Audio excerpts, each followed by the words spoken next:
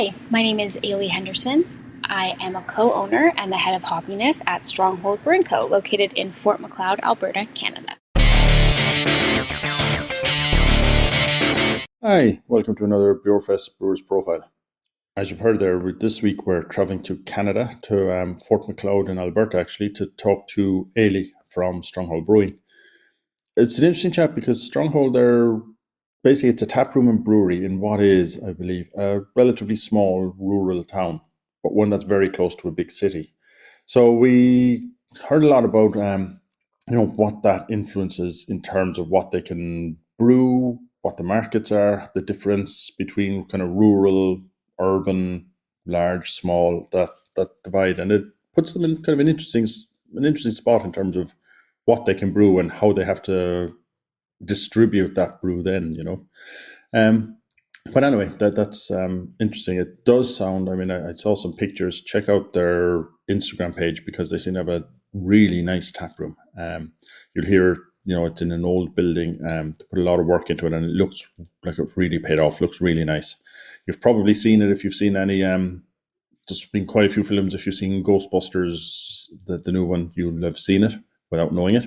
But it's definitely worth checking out. I wish I was able to go there soon, but I won't. So instead, let's hear Ayleigh and let's talk beer.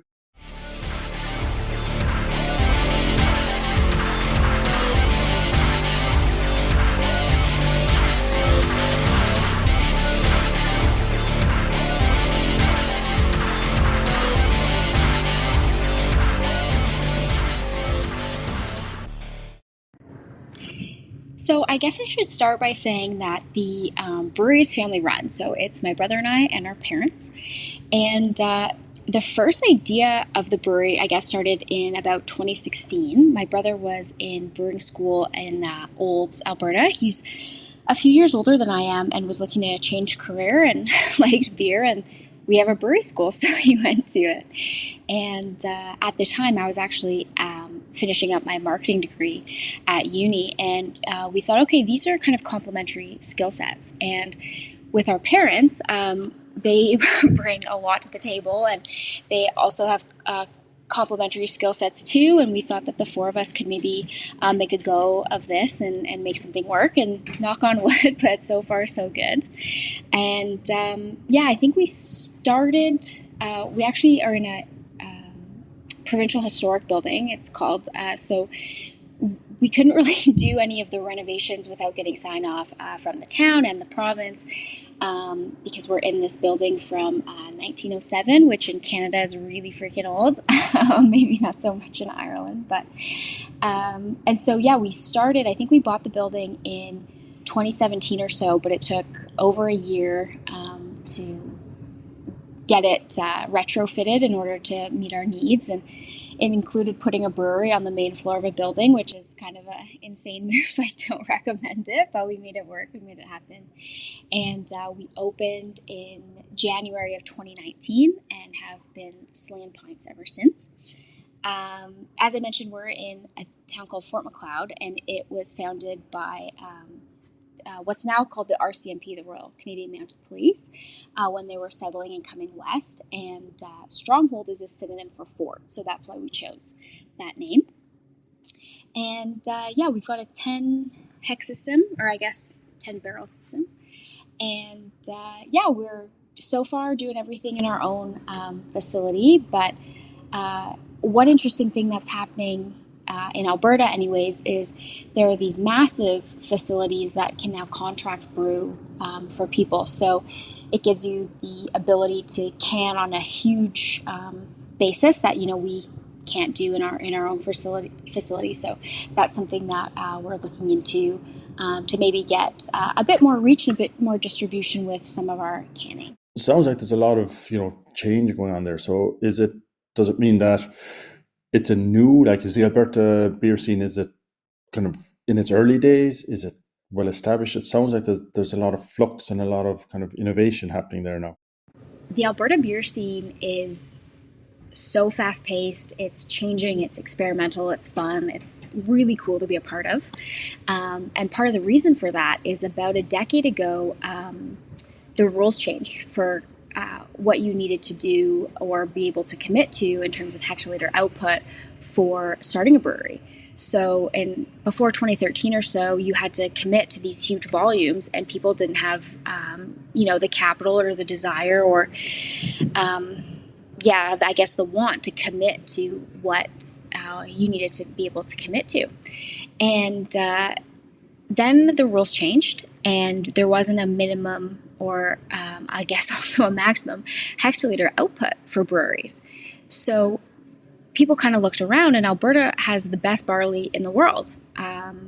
Brewers from all over have been using Alberta barley for as long as Albertan farmers have been farming it and malting it. And it kind of was this obvious thing of, if we have the best ingredients, why aren't we making beer? And so all these microbreweries sprung up throughout the province, of course, us being one of them. And it's really cool. So about 2 hours north of Fort Macelod, where we are, is Calgary. It's the biggest city in Alberta, and it houses the most craft breweries in Alberta. And because of that, you can always find what you're looking for. There are some Calgarian breweries that kind of dominate the scene, and rightfully so. They're incredible. But yeah, everyone can be a little bit specific in Calgary of what they brew. If it's big New Englands or sours or stouts, you can always find what you're looking for, and somebody's always brewing them. And it's been really fun to be part of the industry and to watch people's palates change and explore and experiment with beer. So in terms of how people's palates are changing over time and that, have you seen big changes in that? And what kind of beers are selling there? What kind of beers do you brew? Is it directly for the market or for yourself, or what's the story there? In terms of taps, we're kind of on the low end. We have 8 taps, and so 8 beers at any given time. 4 of those are our flagships, and they are here kind of forever and always. So our Bison and Crown Cream Ale, our IPA Toucans, which is a West Coast IPA, our Interstellar, which is a oatmeal stout, and our Pink Lava Pils, which is a fruited pilsner.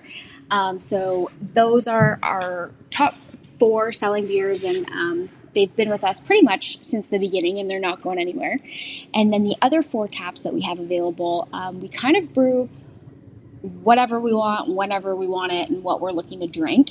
And sometimes that bites us a bit. Where we are is very rural, and we are a lot of people's first foray, I guess, into craft beer. So kind of as a result of that, our cream ale outsells pretty much everything 2 to 1. Everybody loves the cream ale, and I think the town would riot if we got rid of it. So that's fine. We're happy to keep it. But if we bring out a big New England, for example, or like we had a white stout for a while, that was kind of one of my favorite brews that we've ever had, actually.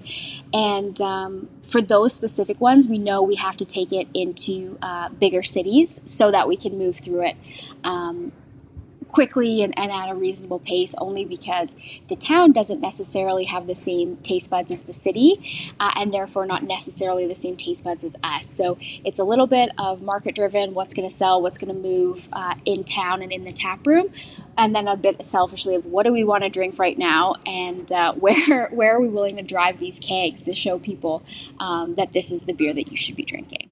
So you mentioned kegs there, and actually driving the kegs, and earlier you mentioned canning as well. So are you doing that distribution yourself? Where, like, what's the radius around the brewery that people can actually get hold of the beers?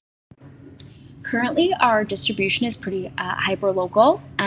We do everything ourselves. So there are a few areas that we are in with a lot of regularity, and that's Lethbridge. We've got lots of can and keg accounts there. It's about half an hour east of us, as well as into the Crow's Nest Pass, Castle Mountain Ski Resort, Waterton Lakes National Park, all of which is about an hour south and west of us. And then we do distribute into Calgary quite a bit, into liquor stores and keg accounts. And we try to hit lots of the towns driving north from Fort Macelod into Calgary. So Yeah, we're making our way north, I suppose, with the distribution and getting involved a bit more in that beer scene. And soon we're going to work with this organization called Liquor Connect, where essentially you send your beer up there, and then any liquor store in Alberta can order the cans from there. So we're going to do that with our pink guava pills. So pretty soon, if you're in Alberta and you request the pink guava pills at your liquor store, they'll be able to get it for you. So that should be a little bit easier going forward. But yeah, for right now, all of our kegs are direct delivery. So you've got to be pretty close to the brewery to get the good stuff. All right. So look, you're making it all sound simple, but I would assume there were at least some issues. So what did you have to kind of overcome to get to where you are now, or was it COVID? What else? The hardest thing for us to get going was actually what I alluded to earlier, was the construction of the building. Our building is stunning.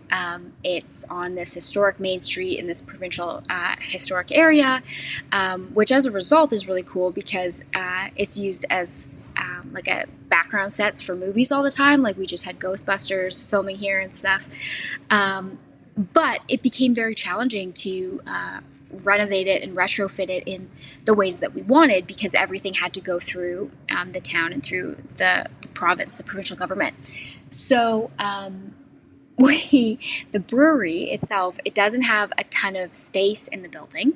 And so everything had to be just perfectly thought out and executed and put in place and all that. And in the basement, we had to support the weight of the empty tanks, let alone the weight of the full tanks, with steel I-beams, and we had to build, a secondary cooler in the basement, and kind of all of these crazy things. And so the building is beautiful and everything works fine now, but I think we were under construction for 18 months. So, oh my God, and like our boiler and our makeup air unit, for example, they had to get like craned in, and they had to get craned in through gaps in the floor to get into the basement and rearranged. And it was chaotic and a gong show, but it worked out well in the end. What do you think the future holds for the brewery? Good question. I'm not entirely sure at this point. One of the funny things, if you want to call it that, about COVID is it kind of showed that, like, yeah, you can have as many, 5-year, 10-year plans as you want, but there are things that are just completely out of your control, and you just have to be flexible to those things. And so a 5-year plan, or like what we want to do in the future, I'm not entirely sure, but I know in the short term, we're just looking to grow our brand awareness and build more fans and things like that. So more keg sales, more can sales, and just have more fun with it. I mean, we make beer, and beer is delicious, and it doesn't have to be so serious. So I think the future, is looking pretty bright, and I'm just excited to see what happens next. Yeah, our website is strongholdbrewing.ca. On there, there's a little contact us button if you want to send us an email, or you can shoot us an email at hello@strongholdbrewing.ca. And you can find us on Instagram or Facebook at Stronghold Brewing. Well, listen, thanks a million for your time. It sounds like a fantastic brewery, and I've seen the picture of the tap room. It really does look well worth a visit. So I guess just before you go, is there anything that we should have covered that maybe you're going to be very angry with me afterwards, or at yourself even, for not having mentioned? No, I don't think so. This was fun, and it was really cool to get your email. So I appreciate you taking the time to find us and to reach out and to get this all sorted and organized. So thank you for that. And if you're ever in Alberta, come find us. All those contact details are, of course, available in the show notes. If you're a brewery and you'd like to feature, then please just go to beerfest.com and follow the links there. We'd love to hear from you. Also, of course, this is on a podcast across your favorite podcast channel. We're also on YouTube. So I'd appreciate any kind of basically any subscriptions, any likes, reviews, anything that would help just kind of get the word out. And hopefully, we're going to bring you a lot more brewery profiles and a lot of brewer chats. Talk to you soon.